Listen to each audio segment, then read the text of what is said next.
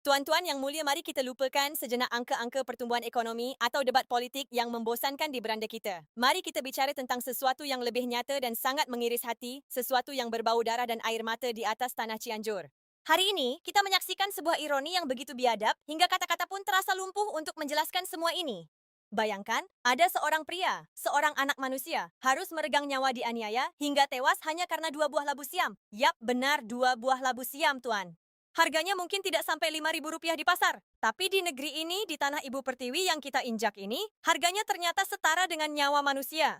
Pria ini bukan koruptor yang merampok triliunan rupiah uang bansos, bukan mafia tanah yang menyerobot lahan rakyat, bukan juga seorang begal yang menodongkan senjata. Dia hanya seorang anak, seorang manusia yang ingin berbuka puasa bersama ibunya yang sudah tua renta dan terbaring tak berdaya karena usia. Di saat perutnya mungkin sudah melilit pedih karena lapar, di saat dia melihat ibunya tidak punya apa-apa untuk dimakan saat azan maghrib berkumandang, dia mengambil jalan pintas yang salah. Karena benar-benar tidak memiliki uang sepeser pun, terpaksa pergi ke kebun dan mengambil dua buah labu siam tanpa izin. Yap, betul, dua buah labu siam. Bukan emas, bukan juga intan permata. Dia pulang ke rumah dengan harapan bisa memberikan makan untuk ibunya yang terbaring. Labu itu sudah di tangan. Labu itu sudah siap untuk dimasak, sudah siap untuk mengisi perut sang emak yang mungkin sudah gemetar karena lapar. Namun, belum sempat api di tungku itu matang, belum sempat aroma sayur itu tercium, sang pelaku datang ke rumah. Di depan mata ibunya sendiri, di rumah yang seharusnya menjadi tempat paling aman, pria ini justru dijemput oleh maut hanya karena dua biji labu.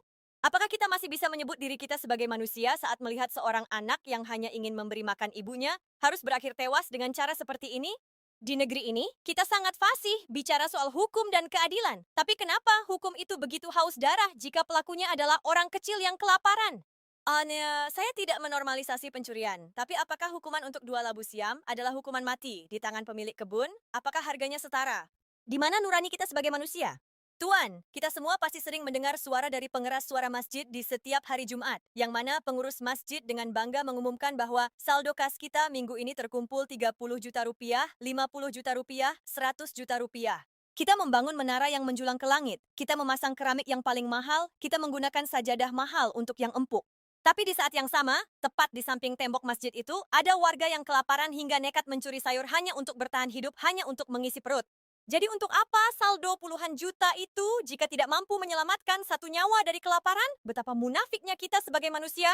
Apakah Tuhan benar-benar membutuhkan uang kita yang mengendap di bank dan selalu dengan bangga diumumkan setiap minggu itu, sementara ada seorang hamba Tuhan mati dihakimi seseorang karena urusan perut? Ini adalah bukti bahwa kesolehan kita, kerajinan kita dalam beribadah, dan iman kita hanya sebatas simbol tidak lebih dari sekedar sampah di mata Tuhan.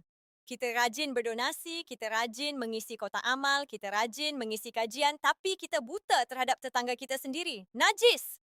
Kita lebih peduli pada keindahan fisik bangunan dan keangkuhan kita sendiri seolah yakin surga sudah menanti daripada keselamatan jiwa manusia di sekitarnya. Kita semua sedang sakit, Tuan. Jiwa kita sakit, benar-benar sakit. Kita menjadi masyarakat yang religius di pandangan manusia, namun sangat haus darah saat melihat rakyat kecil melakukan kesalahan sepele demi menyambung nyawa.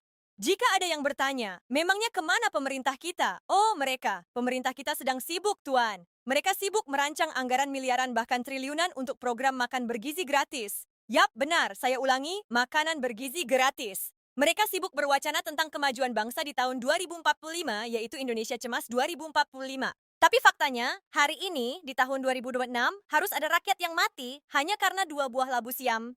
Di mana kehadiran negara saat rakyat yang benar-benar membutuhkan harus bertaruh nyawa hanya untuk makan sahur dan berbuka puasa? Lalu kemudian, lembaga-lembaga zakat dan donasi pun tak henti-hentinya muncul di iklan televisi, di iklan-iklan di sosmed. Mereka berkata dan mengumpulkan uang dari rakyat untuk rakyat, tapi kenapa bantuan itu seolah tidak pernah sampai ke tangan mereka yang paling sunyi, yang paling malu untuk meminta, mereka yang benar-benar membutuhkan hanya untuk menyambung nyawa agar tidak mati kelaparan. Belum hilang rasa perih yang mengiris hati kita mendengar berita anak SD yang mengakhiri hidup karena tak mampu membeli buku. Kini kita disuguhkan lagi dengan tewasnya seorang anak demi sebungkus makanan untuk ibunya. Bahkan itu tidak layak disebut sebungkus makanan. Itu hanya dua buah labu siam. Benar-benar sangat biadab. Sampai kapan siklus ini akan terus berulang? Apakah kita butuh 1.000 nyawa lagi agar sistem bantuan sosial kita benar-benar bekerja tepat sasaran?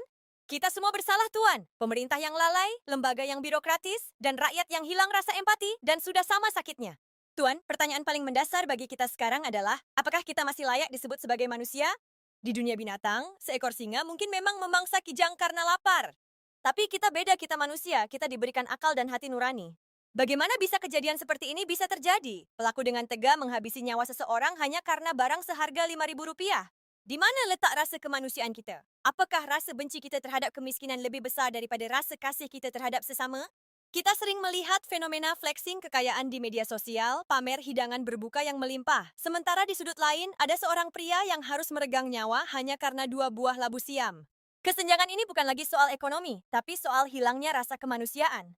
Kita telah kehilangan kemampuan untuk merasa sakit saat melihat orang lain menderita. Jiwa masyarakat kita sudah benar-benar sakit parah, Tuan.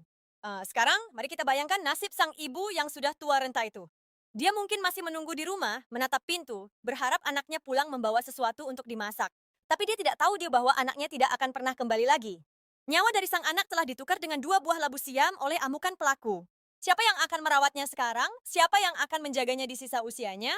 Kita semua kalah sebagai bangsa. Dan sekarang apakah sudah layak kita disebut bangsa yang gagal? Bayangkan di usia yang sudah senja, dia hidup dengan kondisi yang sangat-sangat miskin dan memiliki seorang anak yang sekarang nyawanya sudah direnggut untuk membayar harga 2 buah labu siam untuk dimakan almarhum dan ibunya.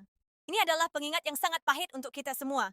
Jangan biarkan nurani kita mati. Jika hati Tuan tidak tersayat mendengar fakta ini, maka mungkin Tuan adalah bagian dari penyakit yang sedang melanda negeri ini. Kita harus berhenti menjadi manusia yang hanya peduli pada angka dan mulai peduli pada nyawa. Mari kita mulai melihat ke sekeliling, bukan hanya ke atas. Saya Karina dari Kementerian Sarkas, terima kasih.